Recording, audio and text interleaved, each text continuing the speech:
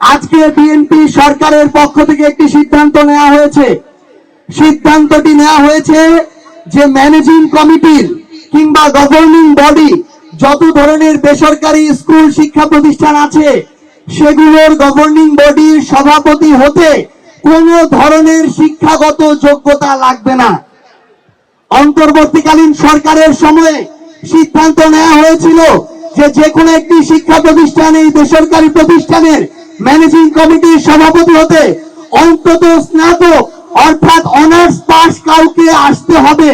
সেটা বাদ দিয়ে বিএনপি যখন এই সিদ্ধান্ত নেয় যে কোনো শিক্ষাগত যোগ্যতা লাগবে না, আমরা মনে করি বিএনপি একইভাবে বাংলাদেশের শিক্ষা প্রতিষ্ঠানগুলোকে দলীয়করণ করে বাংলাদেশের অগ্রগতির মেরুদণ্ড ভেঙে দিতে চাচ্ছে।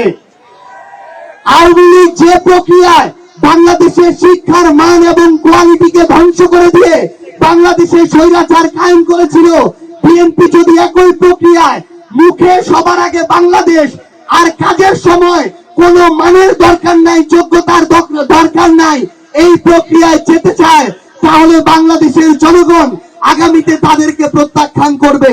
আমরা বিএনপিকে আহ্বান করব, আপনারা প্রয়োজনে যোগ্যতা সম্পন্ন মানুষদেরকে আপনাদের পার্টিতে নিয়ে আসুন, অথবা পার্টিতে যারা আছে তাদেরকে যোগ্যতা সম্পন্ন করে তুলুন। কিন্তু বাংলাদেশের শিক্ষা ব্যবস্থাকে নিয়ে আর কোন ধরনের পায়তারা করার সুযোগ কাউকে দেওয়া হবে না।